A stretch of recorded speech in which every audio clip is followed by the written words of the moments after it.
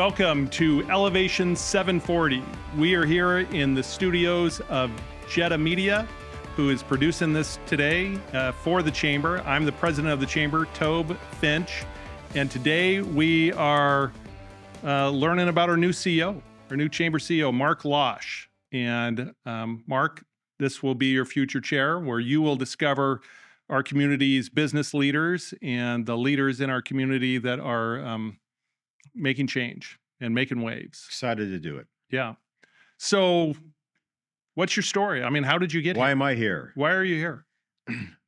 Started out, I grew up on a farm north of Spokane, a place called Deer Park, Wild Rose Prairie. Everything I learned about how to live your life and in business, I learned before I was 7 years old. I didn't know that till I was older, but the handshake is your contract. It's got to get done. You follow through, you do your best, you watch out for your neighbor, you take your neighbor's word as gospel, and you stand up and help them when they need it. When a barn burns, everybody shows up and builds a new barn. Somebody's sick and the hay needs to be put up, you put up the hay. We've seen it before. And that's the values I learned. And when you take that to the business world, it can really change the way you look at things.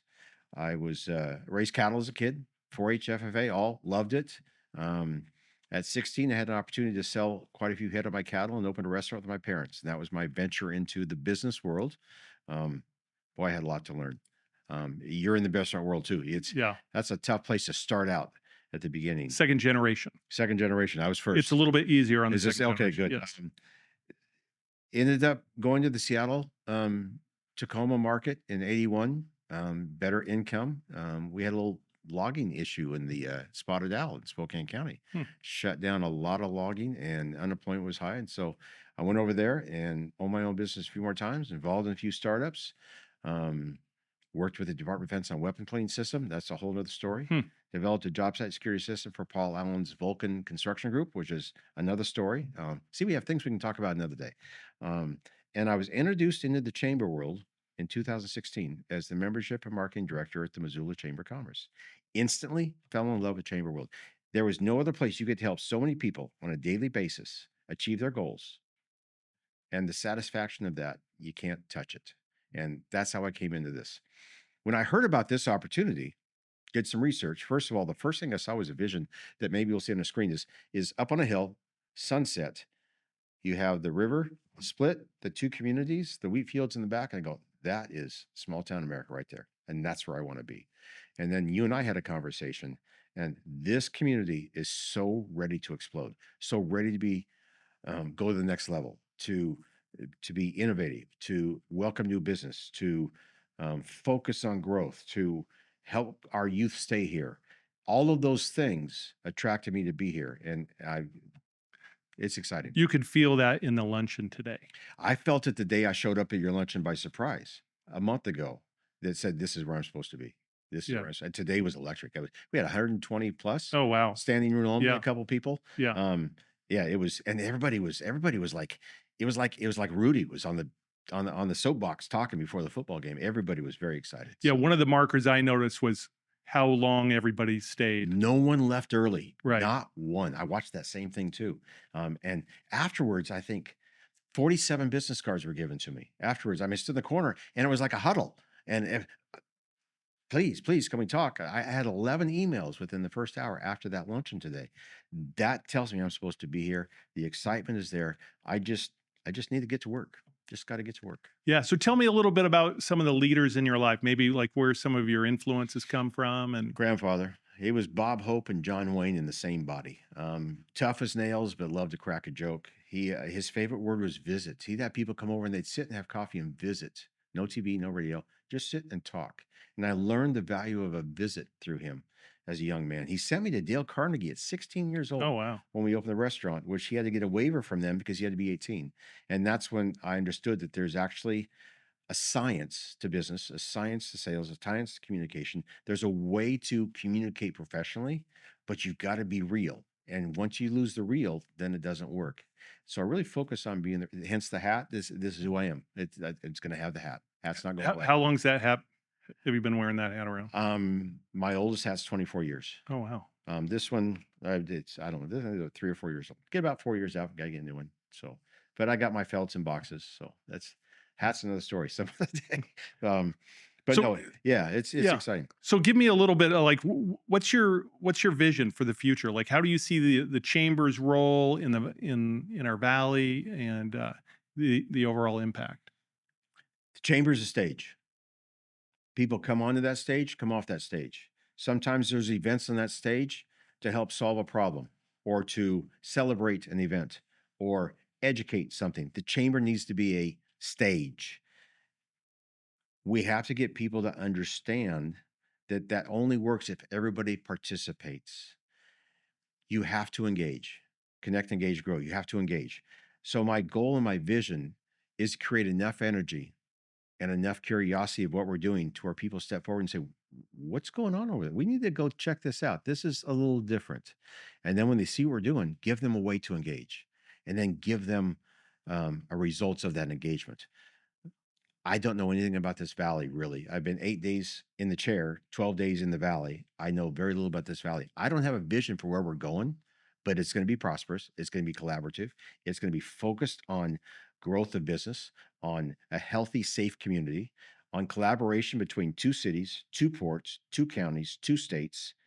Um, the healthcare industry, the education history, the manufacturing industry, the ag industry. We all have to understand that we have to work together because without one, we fall apart, spokes of a wheel. So I'm trying to put that wheel together and get everybody on the same page, but I got to know where to go first. And that's going to be done. I'm going to do 90 contacts in the next 45 days. Wow. 13 this week. I got 12 next 12 weeks. I think you're going to surpass at the rate you're going. You're going to surpass the Well, 90. well, that's the goal. You set a goal, and if Yeah. and if you get close to that, You're aiming early, for you the just fences. yeah, Yeah. just keep going. I need to have as many conversations, and they're not emails. I'm not emailing you. It's I want to knock on your door. I want to sit down and talk to you. You don't need to come to my office. I'm gonna come to yours. I need to be in your space, your business, your place, and you tell me what it is that we need to do for you. How can I help you today, right now? What is it we need to do? And get a consensus of 90 different contacts. We're going to start getting like a lot of people this and this, and we're going to find 3 or 4 things that this is what the chamber needs to work on right now.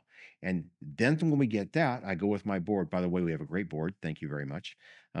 They're stepping up left and right already. Once we figure out what we need to do, 90 days seems like a long time, but it's really short. Then we can say, okay, let's attack this. Let's go after this. And I've got people that I've met that say, I'm on board with you. If I step forward and someone else steps forward and someone else steps forward, more people are going to get on that train. And pretty soon you don't feel so risky to get involved. Eliminate the risk, create the trust, have a mission, and follow through. So you said like a stage, and it's almost like you're the stage director, Yes. right? Ed Sullivan. I just bring people on and Make a way for introduce them. make a way for them, Yep. let them introduce. Yeah, it's boy, I just aged myself there, didn't I? So what do you think? How do you see the chamber? Like, what's the chamber's unique role in the community? Maybe different than other organizations. You have multiple outlets in your house, multiple electronic products, multiple things plugged in and happening, but you have a fuse box that's centralized. Everything has to come through that fuse box to work. Comes in and goes back out again. We need to be the fuse box. We need to be the central hub that channels things in and channels it out. We're the hub. We're the connector, the convener. We're not in charge of it. We're just passing it through to the right people, connecting you to the people you need to be connected to, solving the issue you have that probably someone else has, and then get you two together. And then we work together. And then we found out 4 other people have the same problem. All right, let's all 8 of us get together around table and let's talk about this issue and let's come up with a solution. And then we go work on that solution. If we have more people involved, instead of one person having an issue, in Missoula, we had a problem with permitting through the county. We did a roundtable with all the construction folks. We had about 30 or 40 people in this roundtable. And each individual contractor going to the city wasn't getting anywhere. But the power of the chamber together said, here, I have 47 people in the Chamber of Commerce. We're knocking on the door of the city. We need some help. How can we make this a better relationship? That's the power of chamber. One example. Yeah, and I agree. I mean, I think that's how I got involved in the chamber, because I realized, listen, something's happening in our community, and if we don't come together, we may not have a community. Mm-hmm. Like, we need to contend together as business leaders to grow abundance. You know, that means me working with competitors. Mm-hmm. So how do you balance the support between the small businesses and our large businesses, our manufacturing companies. We got a large company here called Clearwater Paper. Does Clearwater Paper really need the chamber to do much for them? Probably not. But they have 800 employees who live in this community. If the community is not safe, healthy, a good education system, a good healthcare system, parks, rec, entertainment, the arts, people won't stay. Our job is to keep those things going through collaboration of all the different organizations that are involved in it, so that when they have employees that move here, they stay, and employees that live here don't leave, for every industry. So the large company is helping us work to protect the small company. That is a whole nother segment. We could spend an hour on just this subject, but they're helping the small company. And when the small company starts to grow and gets bigger, they remember that the chamber helped them, and the larger organization, and they turn around and they start giving back. So you take when you need to grow, and you give back when you get a little bit larger. That's one way to look at it. What is a healthy, connected community? What does it look like to you? Don't know what it's going to look like here, but wouldn't it be wonderful if the city of Clarkston is asking the city of Lewiston, hey, what can we help you with? And vice versa. The two ports are asking, what can I do to help?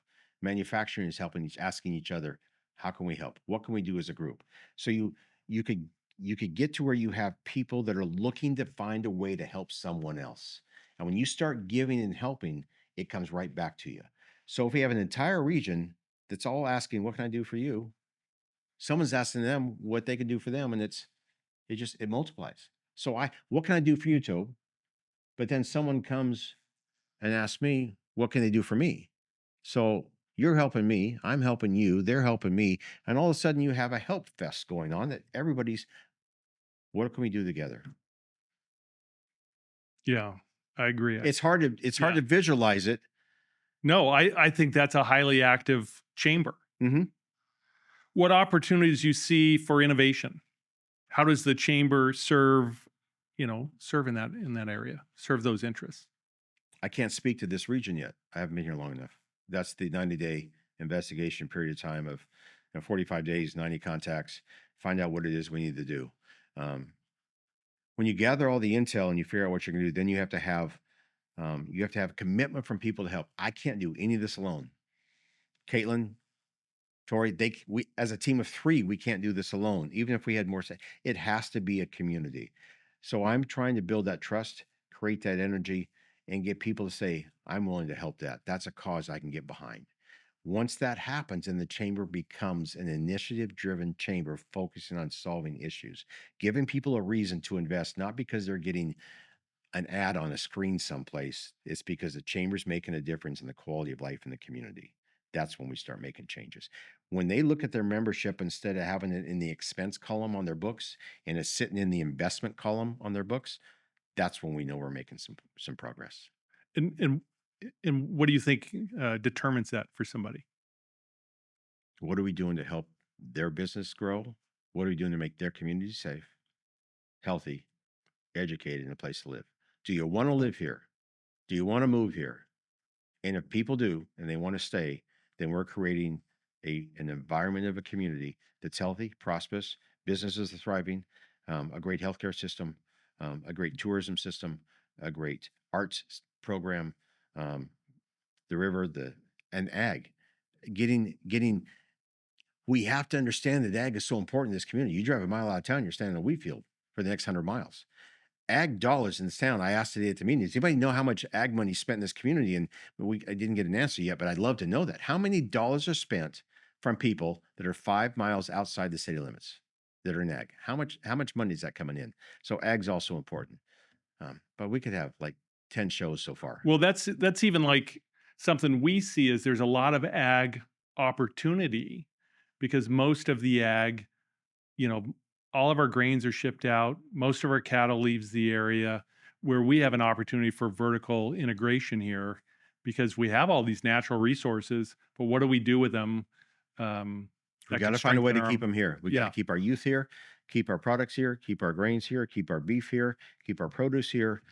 More self-sufficiency. Doesn't mean we're the rest of the world. That's not what I mean. But it's hard to explain, but we're on the same page. Yeah. Where do you see our biggest opportunities for growth? Collaborating, breaking down silos, breaking down the silos. Instead of worrying about what my little piece is, I have my piece, but maybe my piece can help that piece. And when you start putting those pieces together, you have a big puzzle. So I have my pizza. I have my pie here. It's all mine, and I got to keep it.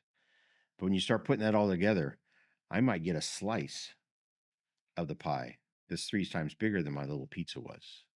When you get people to look at that and see that that could be a possibility, another growth. I know I'm not giving direct answers on what we're going to do here. It's all about Well, investigating. you've seen those cruise boats out there on the Yeah, river, and I think a lot of times, a lot of the small businesses are like, well, how do we capture that business?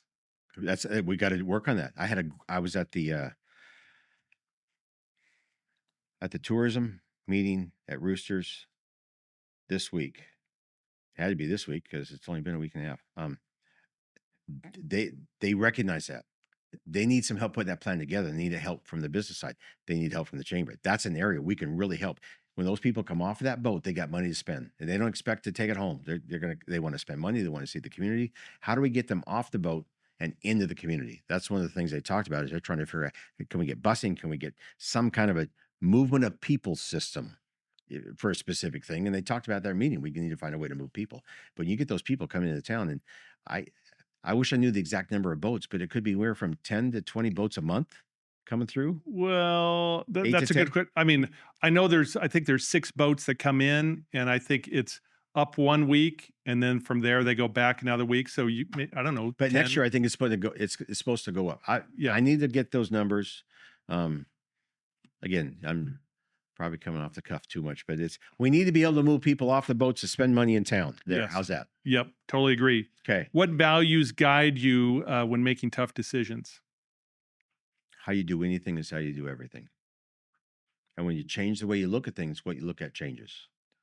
When you have to make a decision, a tough decision, you have to make sure you're looking at it from every angle. How's it affecting other people? What's the impact going to be? You can't take a knee jerk reaction or a knee jerk decision, and get counsel. Have other people give you advice on what you're doing. And that's where my board comes in.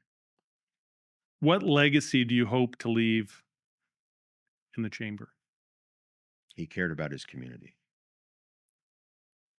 If someday I'm no longer on this earth and someone said he cared about his community, I'd be very happy with that.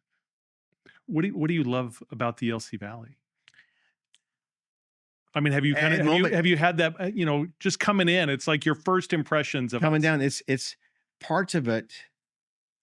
You feel like you've stepped back to the 60s and 70s, but other parts of it, you're very modern. But it has that small town country feel of you've just in a wagon train broken over the hill and you see a river and go, that's where we're going to build our town. That's this town. That's the energy I feel. I know I equate to the West and all that, but it just you look at it, and it's so self-sufficient. Everything we need is right here. And people are kind. I mean, I've been here. Yeah, people are kind. They wave at you. They talk to you on the street. You walk down the street and go, "Good morning." You go, "Good morning." That's not everywhere. I love the small hometown values, and the pride. The pride of the community is there. If you could inspire our members and listeners to rally around one central theme, what would it be? Find a way to help your neighbor, because if you're helping your neighbor, there's another neighbor helping you, and pretty soon you have an energy of everybody trying to help each other that makes a full 360 circle. And that could be mentoring someone, that could be helping a young student needs help, that could be helping an elderly person that needs some help. It could be education, it could be it doesn't matter. Just find a way to help someone. If we become a helping community, a caring community, we're going to have a wave. We're going to like a big wave, a splash of energy, of growth and prosperity. And it's to be part of that would be the most exciting thing. Exciting. What's the best way for people in our community to connect with you and share ideas? Right now, it's going to be an email. Still got a few fire hoses that I'm drinking out of. Email is as simple: president@lcvalleychamber.org. President, all lowercase, no capital, at lcvalleychamber.org, or stop in the office. Or if you come to one of our events, please come to one of our events. I'm going to have a hat on. You're going to find me. Grab me. Let's have a card. Get your phone out. I'll get mine out, and we'll set a time to meet. We'll just book it right there on the spot. That's the easiest way to do it. Just get it done. Awesome. Love your passion. Thank you for sharing your story. And thank you for tuning into Elevation 740. And we hope to see you in the future. Thank you very much.